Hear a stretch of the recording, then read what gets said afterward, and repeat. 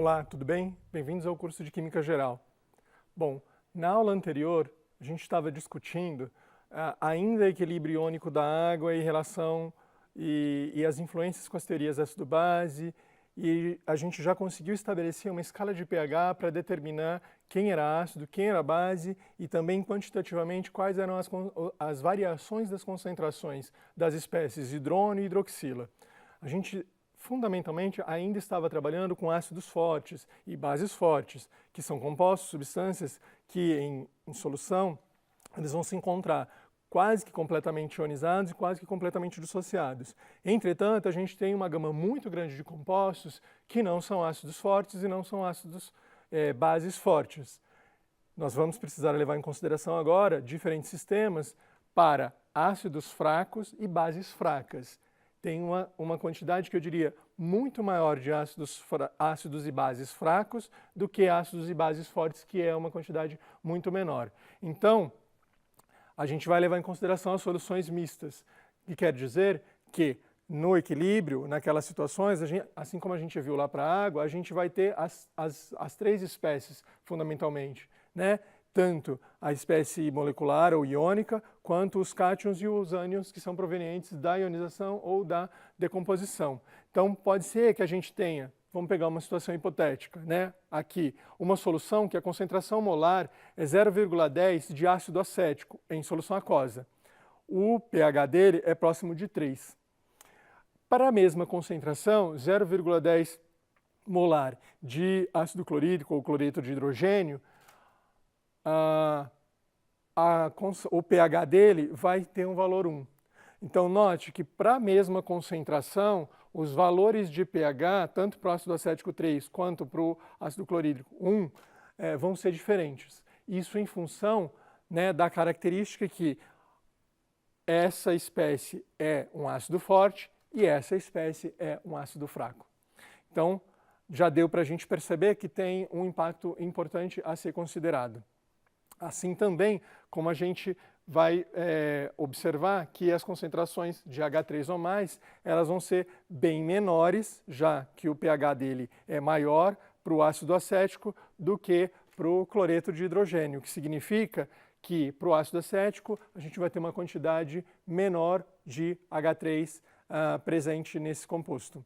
A gente também pode fazer por analogia agora para as bases, levando isso em consideração em relação à concentração da hidroxila. Olha lá, para uma solução 0,10 molar de amônia, solução aquosa, a gente vai ter uma determinada quantidade de íon hidroxila. E para essa mesma quantidade, para essa mesma concentração, 0,10 molar de hidróxido de sódio em solução aquosa, a gente vai ter uma quantidade de hidroxila diferente. Provavelmente uma quantidade maior, e isso vai variar no pH ou no pOH dessa solução.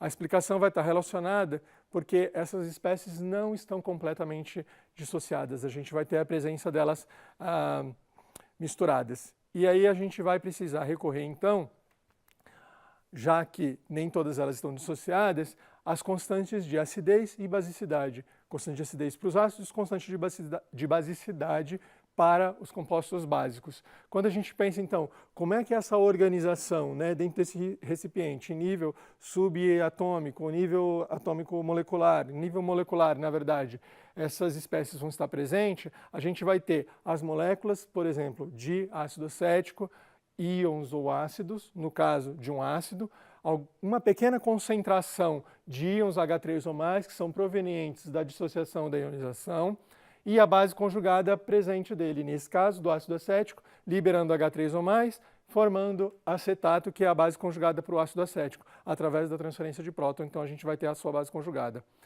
Também dentro dessa concentração de OH muito pequena, porque a água também a gente já sabe que sofre uma autoprotólise, então ela também vai fornecer uma quantidade de OH, uma quantidade de H3 ou mais somada na quantidade total de H3 ou mais dessa solução. Nesse quadro onde a gente tem para uma solução de um ácido fraco. Mas a gente também tem para uma situação na qual a gente tem uma base fraca. Por analogia, a gente vai ter também a espécie não ionizada, não dissociada, na verdade, e os íons que fazem parte dela compondo lá. pequenas concentrações de íon OH- que vai fazer com que esses valores sejam menores, e o ácido conjugado para essa base, já que é uma base fraca, né? Através, de novo, da teoria protônica, de transferência de próton. E também uma quantidade de íon H3 ou mais, porque a água também vai se ionizar, vai sofrer uma autoprotólise, e a gente vai ter a espécie OH- que vai ser somada na hora que a gente fizer essa averiguação aqui, mas também a gente vai ter uma quantidade muito pequena de íon H3 ou mais. Então, note que a gente tem, para substâncias, ácidos e bases fracas, uma série de compostos, uma série de outras partículas, de outras entidades fazendo parte desse sistema. E isso a gente pode levar em consideração agora que a gente tem, na verdade, um equilíbrio, porque quando ele era forte, tanto o ácido como a base, ele acontecia quase que a dissociação e ionização por completo em uma direção, sem que ela retornasse. Quando ela é fraca, como é uma quantidade muito pequena, ela também acontece não só no sentido direto, mas também no sentido inverso, estabelecendo esse equilíbrio. E aí, bom, uma vez que a gente tem equilíbrio, a gente já estudou em aulas anteriores, nós podemos determinar a constante de equilíbrio para esse sistema. Vamos dar uma olhada aqui. Olha lá, é a atividade do íon hidrônio pela atividade do íon acetato, do cátion e do ânion, pela atividade tanto da molécula de ácido acético pela de água. Nesse caso, da água pura, a gente vai considerar como se fosse 1 e vai fazer essa aproximação das atividades pelas concentrações molares de cada uma das espécies presentes. Com isso, a gente obtém, então, a constante de equilíbrio ácida, que vai ser a razão entre o produto da concentração do íon hidrônio pela base conjugada sobre, ou dividida pela concentração do ácido respectivo. Então, a gente pode generalizar um HA, que seria uma espécie ácida genérica, em solução aquosa, né, interagindo com a água, formando o íon hidrônio e mais a base conjugada, e a gente tem, dessa maneira, né, generalizando, uma fórmula para determinar a constante de acidez para essa espécie. Olha aqui, tem uma observação que em 25 graus, esse valor experimental, ele é obtido, ele tem esse valor de 1,8 vezes 10 a menos 5. Bom, já que a gente tem a constante de acidez, a gente pode agora encontrar uma tabela para consultar, como tinha essa observação, né, no slide anterior, esse valor é experimental. Então, para uma série de ácidos, a gente já tem determinado que isso vai ser em função da temperatura, em 25 graus, qual é o valor da constante de acidez e também qual é o valor do pKa. Então, a gente pode notar aqui, conforme, né, menor a concentração, aumenta o pKa. Maior a concentração, diminui o valor do pKa. E da mesma forma, a gente pode pensar também, por analogia, como é que fica em relação à constante de basicidade. A gente pegou o exemplo anterior, que era do ácido acético, então a gente vai pegar como esse exemplo aqui do equilíbrio da amônia. A amônia em solução aquosa, interagindo com a água líquida, recebendo o próton e formando o íon amônio em solução aquosa e liberando a espécie OH-, quer dizer, formando a espécie OH- em solução aquosa. A gente, como fez no caso anterior, estabelece que isso está em equilíbrio, não está completamente ionizado ou completamente dissociado neste caso, e a gente vai estabelecer qual que é o valor da constante de equilíbrio. Por analogia, a gente vai considerar que as atividades, elas são equivalentes às concentrações molares dessas espécies. Então, do seu ácido conjugado, vezes, né, o produto da concentração do ácido conjugado com a hidroxila pela base, e a gente obtém o valor do Kb. De novo, tem uma anotação aqui. O valor experimental em 25 graus Celsius determinado é 1,8 vezes 10 a menos 5. Veja, são valores bem pequenos para a gente levar em consideração. E aqui, de novo, generalizando para bases fracas, a gente tem esse mecanismo, que a base fraca, em solução aquosa, interagindo com a água, forma um ácido conjugado em solução aquosa e a presença do íon hidroxila em solução aquosa. E a gente tem a expressão para a constante de equilíbrio para a espécie para a básica. E aí, combinando, né, a gente pode também, assim como fazia lá o pH para o log da concentração do H3 ou mais, do POH, menos o log da concentração de hidroxila, a gente vai ter os valores do pKa, menos log da concentração da constante ácida e o pKb menos o log da concentração da constante básica. A gente, lembrando desse dispositivo matemático que a gente aplica aqui, o menos para que a gente torne esses valores positivos. Bom, os valores são experimentais, então a gente também tem à disposição uma série de tabelas nas quais a gente pode utilizar esses valores. Vou chamar a atenção.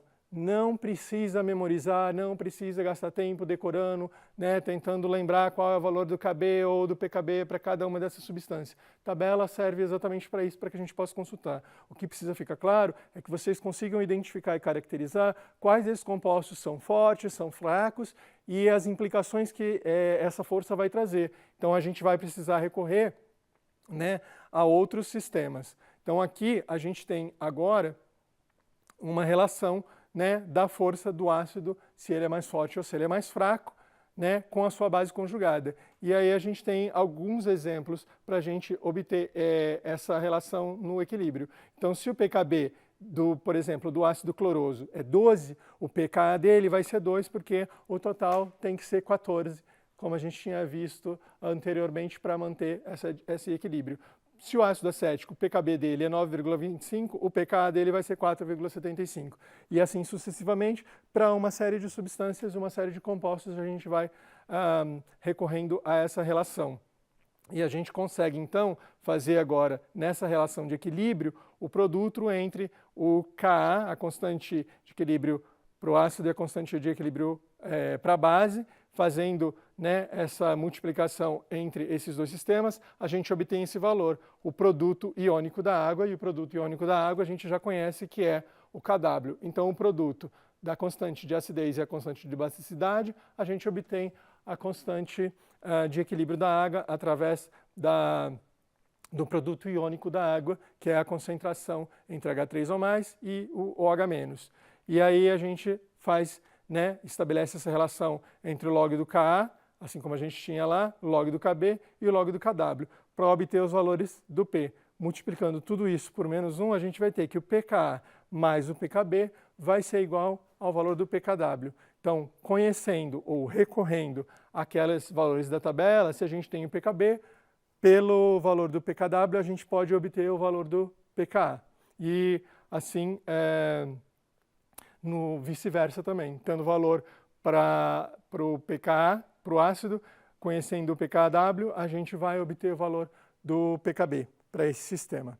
Então, vamos dar uma olhada, né, para os pares ácido-base conjugado. Então, um ácido forte, um ácido iodídrico, quem é a sua base conjugada? O iodeto. Então, está lá, é uma base fraca. Se o ácido é forte, a base conjugada tem que ser fraca. Se o ácido é fraco, né, como metano, por exemplo, a base conjugada vai ser forte, e assim sucessivamente. Todos esses valores eles estão disponíveis em tabelas para que vocês possam utilizar e recorrer e resolver as diferentes situações. Bom, então vamos pegar um exemplo concreto onde a gente pode fazer um uso melhor desses valores. Bom, eu tenho aqui no primeiro situação duas espécies, o HF e o HiO3. E aí eu preciso saber desses ácidos qual é o mais forte e qual é o mais fraco. No segundo caso, a base, o NO2- e o CN-, qual é a forte e qual é a fraca. Eu vou recorrer aos valores, né, dos Ks A e Kb, pKa ou pKb daquelas tabelas anteriores que eu mostrei para vocês, para que a gente possa fazer essa determinação. Veja lá, para a espécie HiO3, o K é muito maior, esse valor ele é maior do que o Ka do HF. Então a gente pode concluir que esse ácido HiO3, ele é um ácido mais forte que o HF. Então é para isso que a gente precisa levar em consideração, que significa que um valor maior de Ka significa que ele está mais ionizável, ou mais ionizado, ou mais dissociado. E isso vai influenciar nas propriedades que ele vai apresentar nesse sistema no qual ele faz parte. E no segundo caso, para a base, a mesma coisa, né? Fazendo a consulta dos valores de Ka, tanto para o HNO3, para o HCN ou do pKb, que a gente poderia fazer também, a gente vai conseguir identificar que o NO3, que o NO2- vai ser uma base bem mais fraca do que o CN-, que vai ser uma base um pouco mais forte, porque a gente já sabe que lá no ácido cianídrico vai ser o composto desse par conjugado. E a gente consegue, então, identificar ou determinar quem vai ser o mais forte ou quem vai ser o mais fraco. Bom, isso é importante porque, através da força ou da fraqueza, assim, a gente pode dizer assim, a gente vai poder determinar qual é a porcentagem que está protonada ou desprotonada. Ou seja, em função da quantidade de íon hidroxônio que a gente tem presente, né, na razão com a fórmula do ácido inicial, a gente obtém esses valores dessas concentrações. E aí a gente tem aquela tabelinha de equilíbrio que a gente fazia lá nos sistemas, quando a gente estudou o sistema equilíbrio em fase gasosa. Agora, para a solução, a gente também recorre a ela. No início, a gente não tem a concentração daquelas espécies após, né, a decomposição. No equilíbrio, a gente tem determinado uma variável x, e após esse equilíbrio, quais são esses valores, e a gente consegue, então, obter esses valores que a gente já tinha visto em aulas anteriores, recorrendo à tabelinha para poder determinar as concentrações através das constantes de equilíbrio. Nesse caso, a gente está levando em consideração que os sistemas em equilíbrio agora são ácidos e bases fracos. Tudo bem? E aí a gente pode ter essa relação de pH mais pOH, obtendo esse valor de 14. E agora eu gostaria de chamar a atenção para vocês que, como a gente já tinha estudado sistemas de ácido e base forte, agora a gente já estudou e já conhece um pouquinho sistemas de ácido e base fracos, que implicações ou que uso a gente pode fazer desse conhecimento? Olha só, a gente tem, como já tinha dito anteriormente, no nosso organismo, uma série de reações químicas acontecendo e elas dependem fundamentalmente em que ambiente elas acontecem. Dependendo do valor do pH, uma enzima pode ter uma determinada função. Se esse valor de pH altera, ela perde a função dela e o mecanismo não acontece. Então, em várias situações no organismo é assim, existem esses mecanismos para controlar essa variação do pH desses ambientes. E a gente pode recorrer, então, como um exemplo muito importante de solução mistas, os sistemas tampões, que são sistemas que vão ser, vamos dizer, soluções de misturas, né, onde nesse sistema o pH ele vai, apesar das interferências, ou seja, se aumenta ou diminui a concentração de íons hidroxônios ou de íons hidroxilas, a variação vai ser pequena. Quando a gente tem um sistema, né, que está estabilizado e você adiciona ácido, você está alterando a acidez e a basicidade desse sistema. Então, no nosso organismo, se a gente tivesse essa vulnerabilidade ou essa facilidade com que essas alterações acontecessem muito rapidamente, muito facilmente, né, seria difícil manter todo o funcionamento do organismo. Então, a gente tem, por exemplo, no plasma sanguíneo, um sistema tamponado, né, que é uma relação, uma solução mista entre uma base e um ácido conjugado ou um ácido e uma base conjugada, que vai, através desse mecanismo, evitar que ocorra variações bruscas de pH. Aqui a gente tem que o pH é 7,4 para o sistema do plasma sanguíneo. No oceano, por exemplo, o pH é 8,3. E se esse valor variar muito, é isso que a gente tem em situações, por exemplo, de rios e lagos, onde tem problemas de contaminação. Isso altera o pH, a acidez daquele meio, e para uma série de organismos vivos, eles já não conseguem se manter vivos naquele sistema. Então essas variações são muito, evitar essas variações bruscas é muito importante. E a gente pode fazer isso através então dessa solução aquosa de um ácido fraco com a base conjugada. Ou, se for o caso, ao contrário, né, de uma base fraca com um ácido conjugado, sempre na forma de sal. Aqui a gente tem um exemplo então para um sistema tampão de ácido acético com acetato, para a gente poder levar em consideração. Então, suponhamos que você está lá num sistema, né, no seu laboratório, preparando uma cultura de bactérias, elas são muito sensíveis. Se variar demais o pH, bom, você pode perder a sua cultura e não funcionar. E aí você precisa preparar um tampão que o pH precisa ficar próximo de 4. Então, agora a gente tem aqui que as informações que a gente vai preparar essa solução tampão a partir do acetato de sódio, que vai ser o sal, que a concentração é 0,04, junto com o ácido dele, com o ácido fraco, que é o ácido acético, que a concentração é 0,08 em 25 graus. E aí eu preciso determinar qual que vai ser o pH dessa minha solução para evitar que o pH o pH do meu tampão, para evitar que o pH varie e ele fique muito próximo de 4. Então a gente vai ter aqui a equação, né, de ionização do ácido acético.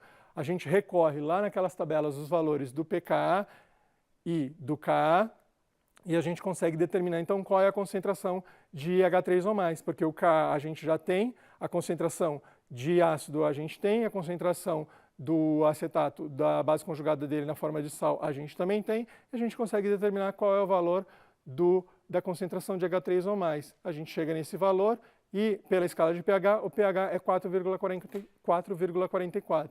A gente chega muito próximo desse valor, considerando essa reação. Então, se elas precisam estar nesse pH para serem cultivadas, a gente já tem como manter esse mecanismo, tudo bem? E aí a gente pode fazer da mesma forma, né, generalizando agora a equação para obter, neste caso, a solução tampão para um sistema ácido. Aqui alguns valores de alguns sistemas tampões ácidos e básicos que a gente pode levar em consideração. Utilizando então a mesma fórmula, a gente pode obter, né, para esse sistema tampão, para um pH, mantendo o pH 9,5, esse tampão de bicarbonato com carbonato e manter qual é a razão entre essas concentrações. Bom, substituindo esses valores que nós temos nas equações que a gente já conhece, a gente chega que essa razão tem que ser de 0,18. Então, variando as concentrações de uma e outra, a gente pode manter essa razão e chegar neste valor. E, finalmente, a gente vai levar em consideração que, como a gente viu anteriormente, conhecendo a concentração ou o pH de uma determinada substância, a gente pode obter da outra substância. E aqui é uma técnica básica que a gente usa para determinar as concentrações ou as quantidades da concentração molar dessa relação de ácido com base através da neutralização, que é conhecido como uma titulação, onde eu vou reagir um ácido com uma base, neste caso NOH com HCl, um ácido forte e uma base forte, né, adicionando a quantidade de um no outro. Conhecendo a de um, eu consigo determinar qual que é o valor da outra. Por quê? Porque eu sei que no ponto de equivalência, essas concentrações vão estar muito próximas. E aí a gente consegue, então, na verdade, determinar qual vai ser esse valor. E aí chegar nesse novo valor de pH após a adição dessa quantidade de substância. Então aqui a gente pode ver um exemplo típico de uma solução de titulação. Aqui a gente determina esse valor experimentalmente, mas para observar essa variação, a gente recorre ao que a gente chama de indicadores. Como já foi dito, são corantes que em meio ácido possuem uma cor e em meio básico possui outra cor. Então, dependendo dessa relação, a gente consegue identificar se o meio está ácido ou se o meio está básico com essa variação de cores. Novamente, para cada um desses indicadores, ele é adequado para uma determinada faixa de pH e a gente escolhe em função das cores que a gente vai observar e a gente vai obter essas informações lá quando a gente estiver fazendo uma titulação. Então, dê uma olhadinha na lista de exercício, no material complementar, nos vídeos e nos textos que estão disponíveis para vocês poderem aprofundar esses conceitos e a gente se vê na próxima aula. Bons estudos!